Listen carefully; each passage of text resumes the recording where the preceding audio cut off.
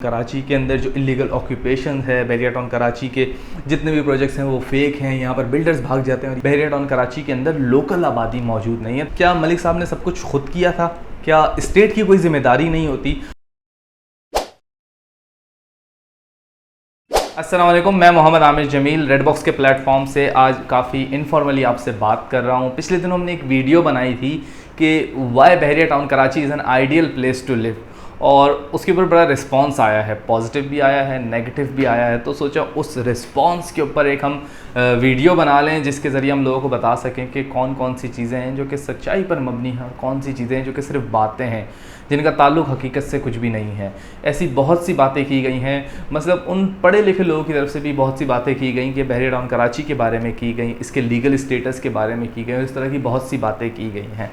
इस वक्त बहरिया टाउन कराची के अंदर कंस्ट्रक्शन जो है काफ़ी तेज़ी से हो रही है, जिसकी वजह से हम देखते हैं कि बहरिया टाउन कराची के अंदर बहुत नए नए नित नए प्रोजेक्ट्स आ रहे हैं और बहुत नए नए आइडियाज़ के साथ प्रोजेक्ट्स आते जा रहे हैं। उनमें बहुत से नए बिल्डर्स भी हैं जो कि प्रोजेक्ट बना रहे हैं और बहुत से पुराने बिल्डर्स भी हैं। लेकिन अगर उस पूरी वीडियो के अंदर जाएँ तो उसके अंदर हम ये सबसे बड़ी बात जो कि की जाती है वो ये की जाती है कि बहरिया टाउन कराची के अंदर जो हम लोग क्लेम करते हैं कि आबादी मौजूद है, तो बहरिया टाउन कराची के अंदर आबादी मौजूद नहीं है। वहाँ पर तमाम लोग कहते हैं कि बिल्डर्स रह रहे हैं या फिर जो रियल एस्टेट के एजेंट्स वगैरह हैं वो तमाम लोग रहते हैं। बहरिया टाउन कराची के अंदर लोकल आबादी मौजूद नहीं है। तो इस बात को इस तरह से डिफ़र किया जा सकता है कि अगर आपने ईद की नमाज़ बहरिया टाउन कराची में पढ़ी हो या अगर आपने ईद के दिन बहरिया टाउन कराची में गुजारे हो तो आपको आइडिया हो जाता है कि इस वक्त बहरिया टाउन कराची के अंदर अच्छी खासी आबादी मौजूद है। फिर इसके अलावा एक ये क्लेम किया गया कि बहरिया टाउन कराची का लीगल स्टेटस क्लियर नहीं है। तो उन तमाम लोगों के लिए अब हम उनको गाइड तो कर सकते हैं। हमने बहुत सी वीडियोस बनाई हैं जिनके अंदर हमने उनको बताया है कि बहरिया टाउन कराची का लीगल स्टेटस क्लियर है। इन लोगों ने 460 अरब की पेनल्टी दी हुई है। बहरिया टाउन कराची लीगली क्लियर है और इसके ऊपर जितनी भी लैंड के इश्यूज़ थे वो तमाम क्लियर हो जाएंगे 2023 तक जब इनकी पेमेंट्स मुकम्मल होंगी। लेकिन उसके ऊपर फ़िलहाल फिर भी क्वेश्चंस किए जाते हैं। उन तमाम लोगों को एक मशवरा है कि एक 98 पेज का सुप्रीम कोर्ट का केस का जो फैसला आया था बहरिया टाउन कराची का वो आप ज़रूर पढ़ें।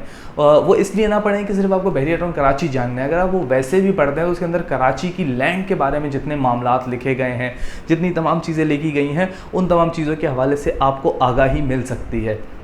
इसके अलावा अगर बात करें, इसके अलावा जो कहा गया वो मेरे पास चीज़ें लिखी भी आई।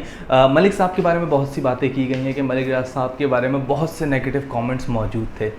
तो क्या मलिक साहब ने सब कुछ खुद किया था? क्या स्टेट की कोई ज़िम्मेदारी नहीं होती? उन सब से यही वाला सवाल है, क्या स्टेट इस चीज़ को ओन नहीं करती? क्या बहरिया टाउन कराची को स्टेट ओन नहीं करती? अगर बहरिया टाउन कराची को स्टेट ओन करती है तो फिर बहरिया टाउन कराची जो है वो कराची का पार्ट है। इसी तरह से बहरिया टाउन कराची के जो स्टेट के मामलात हैं वो तमाम मामलात को क्लियर किया है, वो तमाम मामलात को क्लियर किया है, स्टेट ने क्लियर किया है, ख़ुद क्लियर किया है, पेनल्टी लगा कर क्लियर किया है। तो स्टेट उन तमाम चीज़ों को देखती है और उसी के बाद स्टेट ने कबूल किया है और वो तमाम चीज़ें जो कि शराइत बहरिया टाउन के हवाले से रखी गई थी तो वो तमाम चीज़ें वापस की जा रही हैं। इसी तरह से पोजेशन भी आहिस्ता आहिस्ता दिए जा रहे हैं बहरिया टाउन कराची के अंदर। इस वक्त प्रीसेंट 19 के अपार्टमेंट्स हैं जिनके अंदर आप रह सकते हैं, स्टैंडर्ड के अपार्टमेंट बनाए गए हैं। इसी तरह से वो तमाम लोग ये बातें कर रहे थे बहरिया टाउन कराची के, लेकिन किसी ने भी उस शख्स ने ये नहीं कहा कि बहरिया टाउन कराची का इंफ्रास्ट्रक्चर बुरा है, क्योंकि वो हो ही नहीं सकता। वो साउथ एशिया का सबसे बेहतरीन इंफ्रास्ट्रक्चर मौजूद है बहरिया टाउन कराची का जो।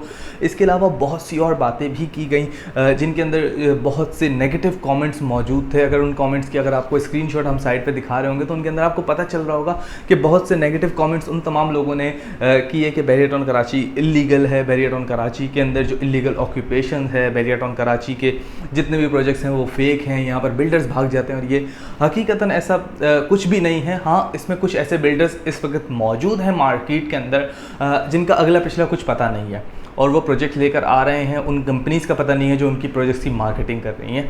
तो अगर हम रेड बॉक्स के प्लेटफॉर्म से हम आपको हमेशा यही कहते हैं कि अगर आपको कोई भी प्रोजेक्ट लेना है तो आप उसका सबसे पहले लीगली वेरीफाई कर लें, आप उसके NOCs को चेक कर लें। अगर NOCs चेक करने का सबसे आसान तरीका है कि आप SBCA के पोर्टल के ऊपर जाकर उस प्रोजेक्ट का SBCA का जो क्लियरेंस होता है, नंबर दिया हुआ होता है, आप वो डालेंगे। वो नंबर फेक हुआ तो नहीं आएगा, वो नंबर ओरिजिनल हुआ तो पता चल जाएगा। या फिर आप सिविक सेंटर पे आकर SBCA के ऑफिस में उसको चेक करवा सकते हैं। फिर इसके अलावा लीज़ में और ट्रांसफ़र में क्या फ़र्क होता है, इस तरह के भी कुछ कमेंट्स थे तो उनको भी एड्रेस कर देते हैं। देखें, ट्रांसफ़र वो है जो आपको बिल्डर दे रहा होगा लीज़ वो है, लीज़ जो गवर्नमेंट देती है, यानी कोई भी लैंड जो होती है वो रेवेन्यू बोर्ड की होती है। रेवेन्यू बोर्ड से KDA, SDA, MDA ये तमाम लोग लैंड लेते हैं, उसके बाद फिर वो लीज़ लेना स्टार्ट करते हैं और फिर वहाँ से लीज़, सब लीज़, सेल डीड और म्यूटेशन का प्रोसेस होता है। इस हवाले से वीडियोस मौजूद हैं, अगर आप चैनल को विज़िट करेंगे तो आपको मिल जाएंगी। इसके अलावा डिस्क्रिप्शन में भी हम इन वीडियोस को ऐड कर देंगे।